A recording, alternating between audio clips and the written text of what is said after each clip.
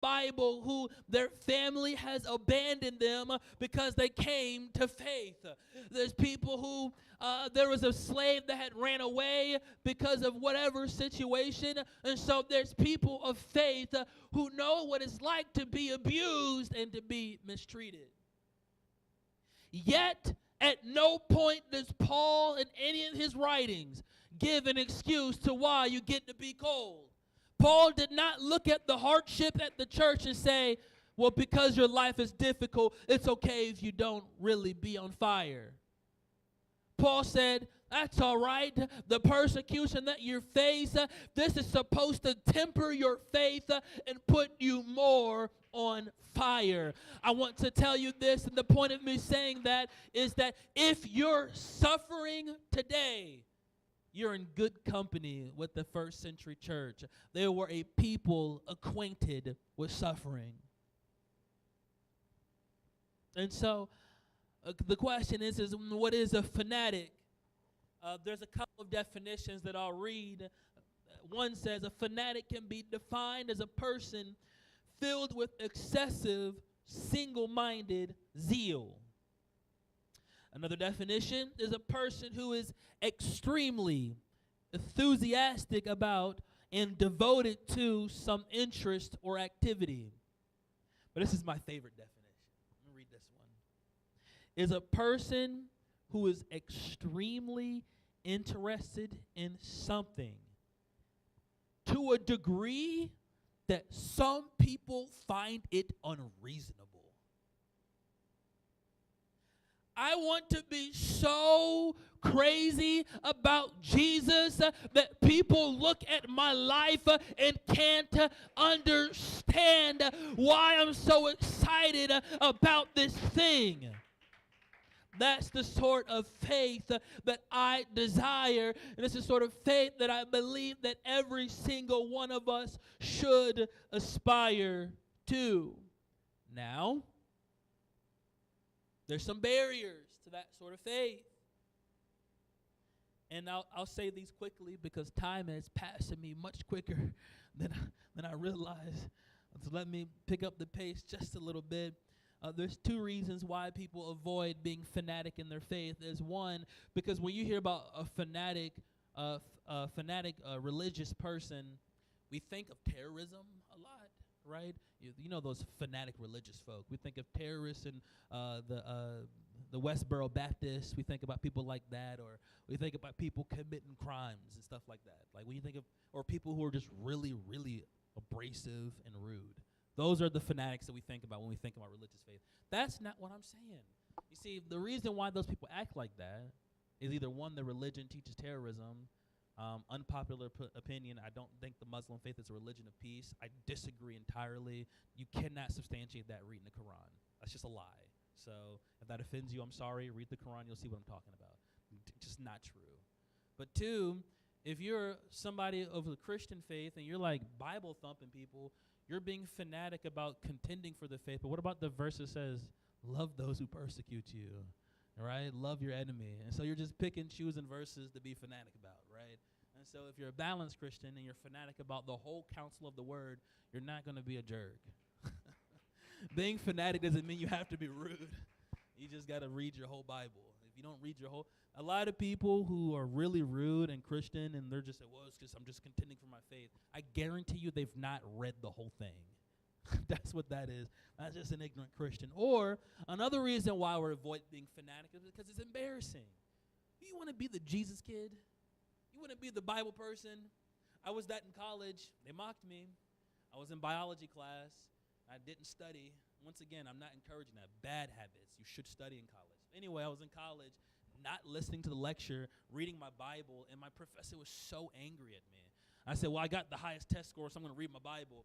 Bad attitude. That was arrogant and not good. I don't encourage that. That was a bad attitude. I was in the wrong. But I had a reputation for being the Bible guy. The guy's always carrying his Bible around, reading it, and it didn't win me any friends.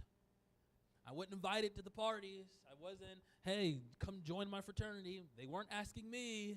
And so I get it.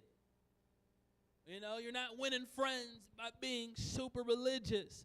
But I'll tell you this, 1 Corinthians chapter 1, it says this in verse 18, for the word of the cross is foolishness to those who are perishing. But to us who are being saved, it is the power of God. And so, though my peers around me didn't understand why I was so excited about what I had, it's because they couldn't understand it. Why I was so concerned about a book that was over 2,000 years old. Why did I care about these stories from a people who I have no blood relation to? It's because I understood that this is not just a collection of stories. It's not just a bunch of myths, but in fact, it is the power of God to work salvation in my life. And so we got to push beyond the embarrassment, have balanced views in our faith, and decide, you know what, I'm going to be on fire for God. Now, I want to show you, after that 10-minute introduction, I want to show you what does it look like to be fanatic and as a Christian. So first, let's talk about fanatic moralism. Fanatic moralism. And that sounds really philosophical. And so I want to talk about a group of people who I believe exemplified that idea, and that's the prophets of the Old Testament. Old Testament prophets were fanatic about moralism, meaning they were deeply concerned about not only their personal conduct, but the conduct of the world around them. Another way you could say it is fanatic piety, or just living godly lives. I want to, let me read a quote for you. I highly recommend the book. It's by Abraham Heschel. It's called The Prophets. Really good book. It's a bit dry at some parts, but it's a good book. But listen to this quote. He said, indeed, the sort of crimes and even the amount of delinquency that filled the prophets of Israel with dismay do not go beyond that which we regard as normal. Interpretation. Stuff that we would see happening that wouldn't even bother us would send the prophets up the wall, so send them up a wall, right? As typical ingredients of social dynamics. To us, a single act of injustice, like cheating in business or exploitation of the poor, it's slight. But to the prophets, it's a disaster. To us, injustice is injurious to the welfare of the people, but to the prophets, it's a death blow to existence. To us, it's just something that happens. But to them, when evil happens, it's a catastrophe that threatens the world. Their breathless impatience with injustice might strike us as hysteria. We ourselves witness continuous acts of injustice, manifestations of hypocrisy, falsehood, outrage, and misery, but we rarely grow indignant or overly excited. But to the prophets, even a minor injustice assumes cosmic proportions. Simply put, the smallest, I'll give an example. Say you're at the grocery store, you see a little 8-year-old kid take a candy bar, and he leaves the store, and he still, he just pickpocketed. You're like, oh, well, that's a shame. I wonder what his home life is like. Well, he shouldn't do that. If an Old Testament prophet saw that, God's going to drop a meteor on the whole city. We're all going to die because that one kid took a chocolate bar.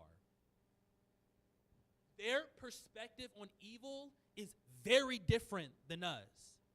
We'll watch a TV show about baby mama drama or whatever, and we'll see that.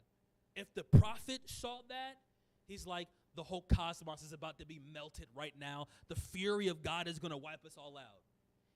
They respond very differently to evil and to immorality. Well, why is that?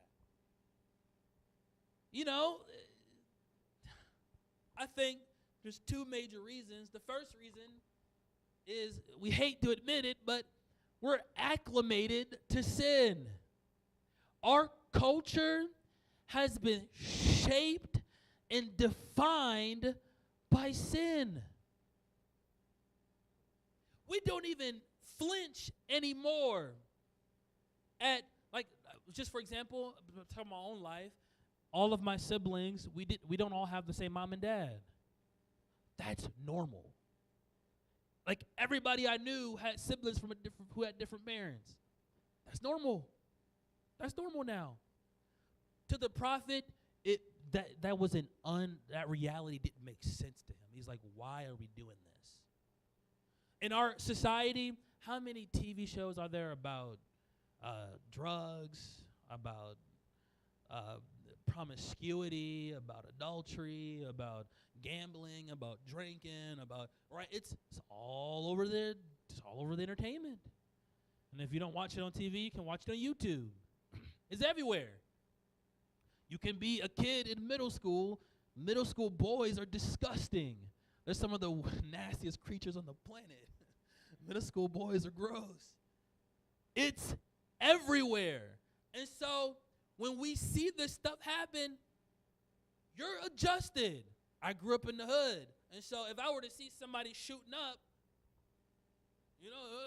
another day in the neighborhood, just kind of happens, We're used to it. But imagine a person who was homeschooled, wonderful Christian home, God bless them, and then you drop them in the middle of Compton. They'd be freaking out. They're like, yo, what is going on? Oh, people live like this? What is happening? We're so, in this culture, we're so acclimated. And so now, because of that, we have ideas like, well, my sin isn't that bad. Well, God, I'm not as bad as that person. Oh, God, I'm not Hitler. I didn't kill anybody. It's all good. God, I'm not that bad of a Christian. And, look at how they're living over there. Comparatively, I'm doing fine. If we're going to be on fire for God, that requires from us fanatic moralism. My standard for righteous living and ethics is not my world. I don't care what my neighbor is doing. I don't care what other believers are doing. I want to see what does the word of God says, and then that's the standard that I live my life by. That might make me look a little bit weird. I might stand out. No, I'm not going out in the drink with the boys at work because you know what? My standard is not the world. I don't care what the culture is doing. I want to do what God tells me to do. Another reason why I believe the prophets were so uncomfortable with this world is because they spent time in the presence